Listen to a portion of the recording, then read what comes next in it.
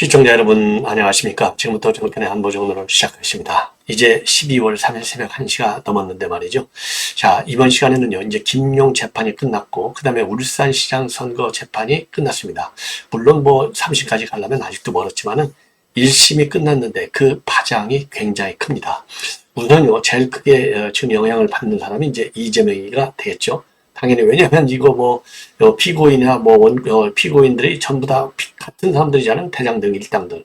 그리고 모든 사건의 정점에는 전부 이재명이가 있다는 거. 그리고 이제 이 진술의 신빙성은 바로 유동규, 남욱 이런 사람들이 결국은 처음에는 좀 감추다가 거짓말하다가 나중에 일종의 전부 다 사실대로 진술하고 있지 않습니까?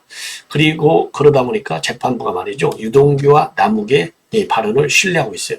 그래서 김효희가 이제 유죄 판결을 받았습니다. 그럼 다른 사건에서도 똑같은 결론이 나올 수밖에 없는 거 아니겠습니까? 그러다 보니까 말이죠.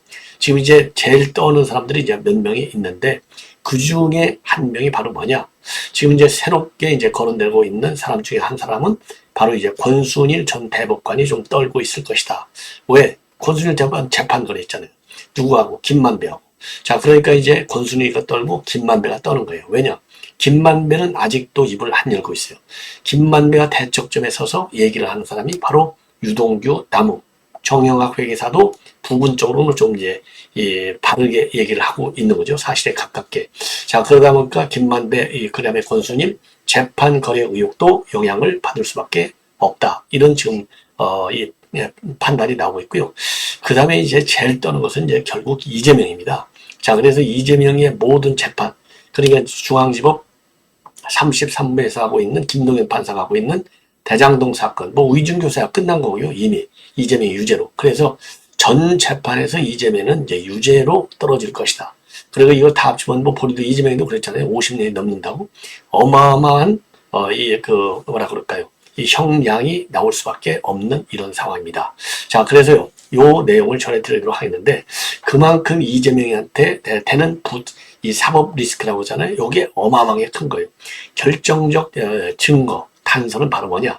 지금 말이죠. 김용 재판이잖아요. 그러면 김용이 주어로 되는 경우가 제일 많아야 되는데 아니올시답니다. 제일 많이 주어로 나타나는 사람은 이재명이는 이렇게 돼 있어요. 그 이재명이라는 이름이 무려 120번이나 나와요. 그리고 김용이라고 하는 이름은 107번만 나옵니다. 자, 그래서 사실상 이거 김용 재판에서 이 이재명이라는 법률적으로 지금 이 소송 구조로 볼 때 무슨 공범이나 뭐 이런 게 하나도 없어요. 그냥 김용 한 사람의 재판이에요. 이 다른 재판의 경우는 이재명이가 이제 공범으로 들어간 경우가 많지 않습니까?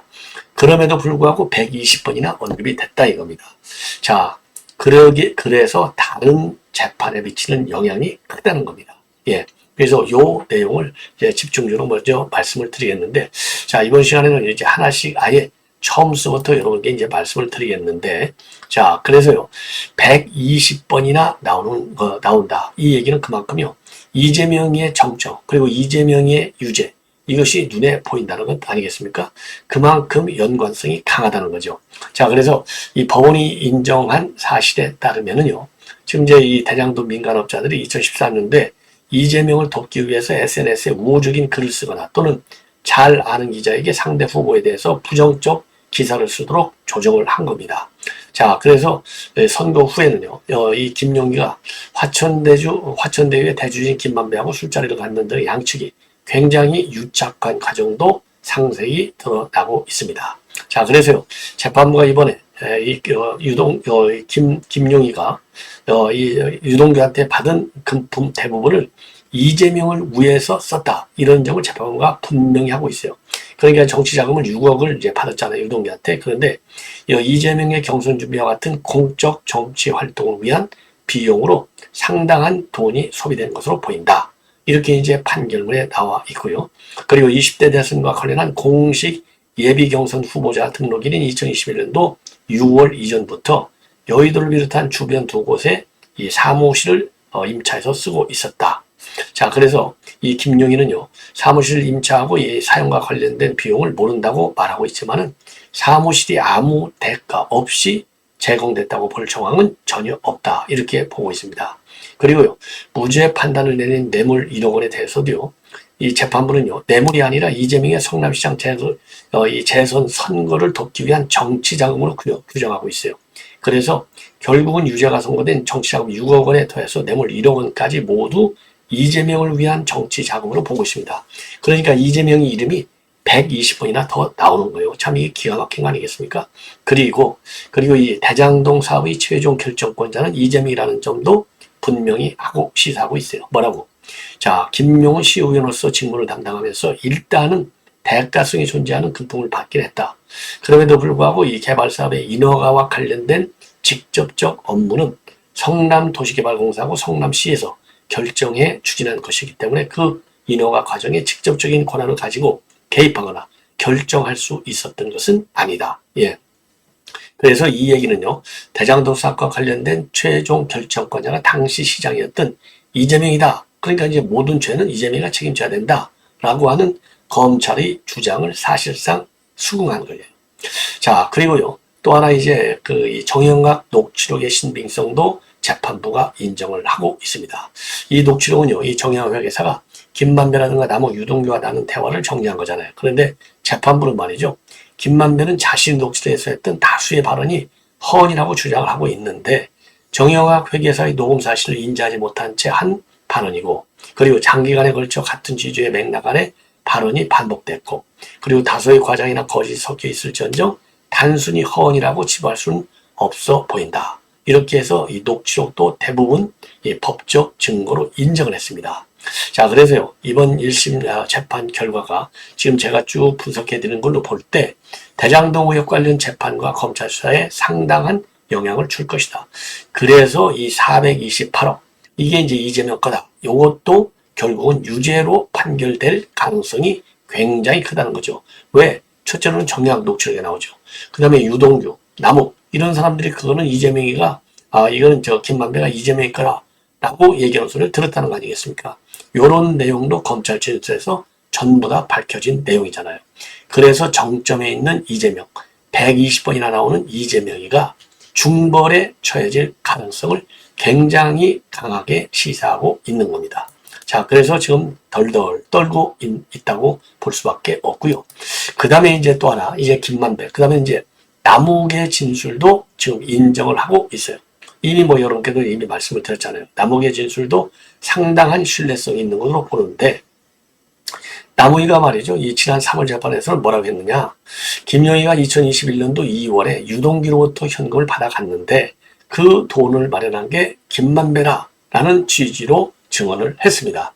근데 이제 이번 재판부는요, 남욱이 유원홀딩스에서 자금을 받아가는 김용 모습을 쳐다보고 구체적인 정황을 묘사하고 있어서 상당한 신빙성이 인정이 된다. 예. 그래서 이제 이 남욱이가 말이죠, 이 검찰의 수사 과정 또는 이제 재판 증언을 통해서 한 발언들이 새롭게 주목을 받고 있습니다. 자, 그래서 예를 들어서 말이죠, 예를 들어서 지금 이제 이 대선 공작 게이트로 알려져 있는 김만배의 가짜 뉴스 인터뷰, 요것도 처음으로 이 내용을 밝힌 게 바로 남욱 변호사예요. 자, 그러니까 그만큼 재판부가 유동규 발언 플러스 남욱 발언도 신뢰성을 상당히 지금 인정하고 있어요. 그래서 남욱은요, 2021년도 10월에 검찰 수사 조사에서 뭐라고 했느냐, 김만배가요, 내가 이재명 대표의 선거법 위반 사건, 그리고 성남 제1공단 공원화 무효소송과 같은 두 건을 대법원에서 뒤집었어. 이렇게 자랑스럽게 김만배가 얘기를 했다는 겁니다. 그러면 하나는 이제 선거법 위반은 잘 아시다시피 2018년 경기도지사 선거에서 이재명이가 친형 정신병원 강제 입원 논란에 관해서 허위 사실을 공표했다는 혐의로 기소된 바 있어요. 그리고 이제 성남 1공단 공원화 무효 소송은요, 이제 성남시장이던 이재명이가 1공단을 공원하겠다면서 관련 인허가를 중단시키니까 당초 1공단 부지를 개발해야 했던 시행사가 2011년대 성남시장이었던 이재명을 상대로 낸 행정소송이 되겠습니다. 그래서요, 선거법 위반 사건에서 2심 판결이 벌금 300만 했거든요. 확정됐으면 이재명은 경기지사에서 물러나야 했어요. 그리고 행정소송이 2심대로 성남시 패소가 확정됐다면 1공단 공원화와 결합 방식으로 추진되던 대장동 사업은요, 차질을 피할 수 없게 된 겁니다. 자, 그래서 둘 다 대법원에서 결론이 달라지는 바람에 이재명에게 유리한 결과가 나왔고, 그걸 김만배가 본인이 해결해 줬다, 이렇게 주변에 자랑 삼아서 얘기하고 다닌다는 얘기가 되겠습니다. 그래서 이 남욱의 발언도 또 신뢰성이 있는 것으로 이제 그렇게 평가를 받고 있는 겁니다. 자, 그러다 보니까 이제 뭐가 제일 큰 문제냐? 바로 이게 문제는 겁니다. 자, 김만배, 아까 이제 김만배도 지금 이제 김만배 이 대법원 권순일과의 재판 거래 의혹, 이게 이제 어마어마하게 큰 거 아니겠습니까? 자, 그런데 이 재판 거래와 관련해서도 말이죠. 지금 이제 이 권순일 그러니까 이제 재판 거래는 뭐가 되어 있는 거죠? 누가 한 거죠? 그 재판 거래는 바로 누가 핵심적으로 뛰었느냐? 바로 김만배가 뛰었잖아요. 김만배와 관련된 유동규의 발언들이 전부 다 인정을 받고 있는 겁니다. 자, 그러다 보니까 이제 재판 거래와 관련된 이 권순일과의 이런 관계, 요게 이제 제일 큰 하나의 이제 관심거리가 될 수밖에 없는 것 아니냐. 자, 그래서요, 지금 뭐 이 대법원 이발소까지 다닌 거 아니겠어요? 그래서 8번씩이나 이제 방문을 했는데, 중요 계기 때마다 김만배가 권순일을 만난 거예요. 그래갖고 이제 권순일과 화천대유 고문으로 들어가고, 이렇게 해서 이제 문제가 된 거 아니겠습니까? 그래서 지금 아까 말씀드린 대로, 지금 이제 유동규와, 그 다음에는 이제 유동규, 그 다음에 이제 남욱, 이런 사람들 발언이 인정되다 보니까, 김만배가 권순일 재판 거래와 개입된 거, 이거는 뭐 다 하는 거 아니겠습니까? 자, 그래서, 이 김만배가 자기가 이제 원하는 대로 재판 판결이 나왔다. 예. 이러한 얘기를 여기저기다 하고 다녔다는 거 아니겠습니까? 그래서, 이걸 보면은 이제, 김만배의 이런 행보에 관해서 유죄 판결이 떨어질 가능성이 있고, 그리고 이제 이 권순일 재판도 결국은 이 김만배가, 개입된 거 아니겠습니까? 자, 그래서 지금 이제 50억 클럽도 마찬가지입니다. 50억 클럽. 자, 왜냐면 50억 클럽의 주체는 누굽니까? 이 김만배잖아요. 그래서 50억 클럽 당사자들. 그렇죠? 특히 이제 이 권순일, 재판 거래. 요런 사람들이 상당히 지금 떨고 있는 것이 아닌가. 이렇게 지금 이제 법 쪽에서는 보고 있습니다. 자, 이렇게 해서요, 지금 이제 얘기를 드렸고, 그 다음에 이제 이 김용 재판과 관련해가지고, 지금 이제 이 이상민 민주당 의원이 당시 경선 선대위원장을 했습니다. 그 당시에. 자, 그러다 보니까요, 선관위원장을 했는데, 민주당 대선 후보 경선에서 선관위원장을 했어요. 그런데 이런 경선에는요, 사실 돈은 많이 들어가는데, 정시 후보가 된 이후에는요, 국가에서 돈이 나오기 때문에, 들어가고 나가는 돈이 투명한데, 그 전 단계인 경선에서는 사실 돈이 어떻게 왔는지, 또 어떻게 쓰였는지 애매모호한 것이 많다고 밝히고 있어요. 그래서 경선 자금에는 합법적인 것도 있고 불법적인 것도 있는데, 그걸 사실 선관위원장이나 밖에서 보기가 상당히 어렵다. 하여튼 재판부가 이 김만배와 유동규가 돈을 주고받았다. 그게 바로 이재명 후보 경선 자금으로 쓰였다는 거. 그래서 이제 김만배가 그런 용도로 돈을 받았다고 선고한 것을 보면, 김용이죠, 김용. 예. 이 돈을 받았다, 이렇게 선고한 것을 보면은 정말 부끄럽다, 이렇게 이상민 의원이 밝히고 있습니다. 자, 그리고요, 민주주의 실천행동, 여기도 친이낙연계 원외 인사들이 중심이 된 이 모임이 바로 민주주의 실천행동인데요. 여기서는요, 이재명을 비롯한 민동 지도부의 전원 사퇴를 요구하고 있습니다. 자, 그리고 이제 이낙연 대표도 마찬가지잖아요. 당에서 결단해야 할 것은 결단해라. 그래서 사실상 이재명의 사퇴를 촉구하고 있는 그런 상황이고요. 자, 친명계처럼의 이런 의원들이 이거는 당을 흔드는 거다, 적절치 않다, 이렇게 입장을 내놓고 있습니다. 예. 자, 그리고요. 그리고 이제 이상민 의원은요, 이재명 대표에 대해서 누구에 대해서는 그 사람의 공적인 부분에 대해 비판하는 것을 당과 동일시해서 당 대표에 대한 비판은 곧 당을 흔드는 것이라고 하고 있는데, 이거야말로 진짜 전체주의적 생각 아니냐. 그러면서요, 이상민 의원은요, 민주당에서 당 대표를 또 대통령을 비판하는 것은 국가를 흔드는 것이냐. 그게 아니다 이거죠. 그런 사고방식은 지극히 굉장히 극단적이고 아주 전체주의인 것이다. 이렇게 이제 비판을 하고 났습니다. 자, 그래서요, 지금 이상민 의원 부끄럽다. 이거를 굉장히 강조하고 있고, 그리고요, 그 사당화되고 있는 그 현 상황에 대해서 상당히 부정적 의견을 피력한 것으로 그렇게 이제 판단이 됩니다. 자, 그래서요, 이제 조금 전에도 이제 말씀드린 대로 남욱과 관련된, 그리고 김만배와 관련된 이 50억 클럽 수사, 이런 것도 이제 앞으로 상당히 탄력성 있게 진행될 가능성이 크다. 이렇게 보여집니다. 자, 그리고요, 이제 또 이제 한 두 곡지만 더 말씀을 드리겠는데, 자, 황운하가 지금 열이 잔뜩 나 있고, 겁도 잔뜩 받았어요. 그날 선거할 때 이 손에 그냥 땀이 흐르겠다는 거 아니겠어요? 자, 그래서요, 지금 연거푸 두 번의 메시지를 오늘 내놓고 있습니다. 그래서 조금 전에 내놓은 것은요, 자, 우리는 긴 호흡으로 바라보면서 정의와 진실의 승리를 믿는다. 하지만 우리 인류 역사상 선과 악의 대결에서 완벽한 악의 승리로 끝난 경우도 적지 않다. 그래서 예컨대 12.12 군사 쿠데타에서 전두환이 승리하고 장태환 수경사령관하고 정병주 특전사령관이 패배한 것이 바로 그 예다. 그리고 형사재판도 마찬가지다. 그래서 악마와 탈을 뻗는 검찰의 사건 조작을 법원이 제대로 걸러내지 못하고 악의 승리로 결말나는 경우도 적지 않은데, 이른바 울산 사건에서도 검찰이 무리한 짜맞추기 수사로 2명이 목숨을 잃었다. 그럼에도 억울함은 밝혀지지 못하고 심판자는 악의 손을 들어준다. 그래서 역사를 살펴보더라도 대법원에 의해 유죄가 확정된 사건도 훗날 오판으로 밝혀지고 재심을 통해서 뒤늦게 무죄로 변경된 사건도 적지 않다. 이렇게 밝히고 있습니다. 자, 그래서 대법원도 그러지는데 1심의 오판 가능성은 두말할 나위가 없다.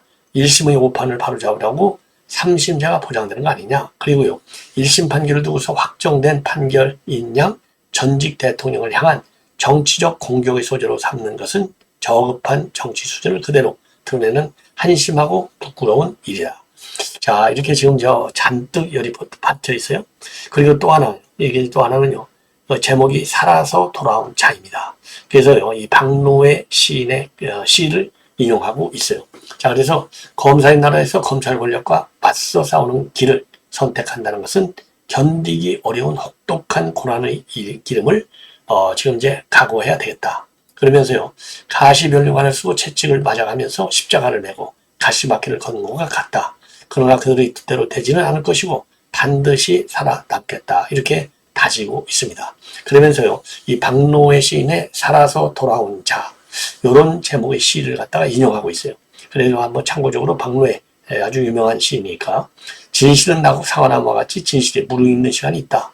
눈보라와 불볕과 폭풍우를 다 뚫고 나온 강인한 진실만이 향기로운 사과 이로 붉게 빛나니 그러니 다 맞아라. 그리고요, 눈을 뜨고 견뎌내라. 고독하게 감안해라. 거짓은 유통기한이 있다. 음해와 비난은 한철이다. 절정에 달한 약은 실체를 드러낸다. 그대 아는가? 세상의 모든 거짓과 악이 총출동되었어도 끝까지 죽지 않고 지금 살아온 자는 그 존재만으로 저들의 공포인 것을, 진실은 사과나무와 같이 진실한 사람의 상처난 걸음마다 붉은 사과 없이 향기롭게만 익어 오느냐. 이런 시까지 인용했어요. 자, 이걸 뭐 여러분들께서 이제 충분히 짐작하시겠지만은 지금 몹시 불만, 그렇죠? 이 불만의 표출이다. 몹시 강한, 이렇게 판단이 듭니다. 자, 그래서 이제 대부분 이 정도면요, 상당히 좀 많이 제가 이 말씀을 드린 것 같고, 그 다음에요, 이제 한 가지만 더 덧붙인다면요, 지금 이제 이성윤이가 감찰을 받고 있는데 최근에 출판 기념회를 했습니다. 이 출판 기념회를 대시해서 지금 이제 문재인하고 사진을 딱 찍어 올리고 그러죠. 그래서 이제 지금 문재인이가 지금 이제 이성윤이를 지금 잔뜩 띄워놓고 있어요. 그래서 최근에 노무현 시민센터에서 책 제목은요, 꽃은 무죄다. 이런 제의 책을 써서 출판 기념회를 했는데, 여기에서 지금 이성윤이는요, 이 총장을 겨냥해서 검사들이 조직 구성원을 감싸는 것이 마치 리더십이라고 생각하는 듯한데, 지금은 그런 게 통하는 세상이 아니다. 장이는 참 미칠 일이네요. 야, 어디서부터 어디까지 누가 누구를 가리켜야 될지 모르겠네요. 자, 그러면서요, 이원석 총장이 탄핵하려면 차라리 날 탄핵하라. 이렇게 이제 검찰총장이 얘기했지 않습니까? 저는 그 말이 나는 탄핵하지 말아 주세요 라고 들리더라고 이렇게 밝히고 있어요. 이성윤이. 자, 그러면서 말이죠. 예, 그러면서 국민들이 문제 있다고 말하면 마땅히 우리 조직에 문제가 있는지 또 살필 부분이 있는지 되새겨 드려야 되겠다. 그래서 정도로 말을 해야지 정도. 이렇게 말을 하니까 오히려 검찰 신뢰가 추락하는 것이 아니냐. 이렇게 지금 비판을 하고 있습니다. 자, 그리고요. 저 이원석 총장 민주당한테서 날 타니까 날 이렇게 지적한 바 있습니다. 자, 그리고요. 그러면 왜 검찰이 국민들 겁을 주느냐는 개그맨 서승만 씨의 질문에 보면 원인으로 윤석열과 윤석열 사단을 얘기하는데 그런 인적 청산이 문제다. 그러면서요. 검찰개혁이 성공했다면 이런 무도한 경찰 권력안 생겨지 않았을 것이다. 이렇게 밝히고 있습니다. 자, 그래서 이제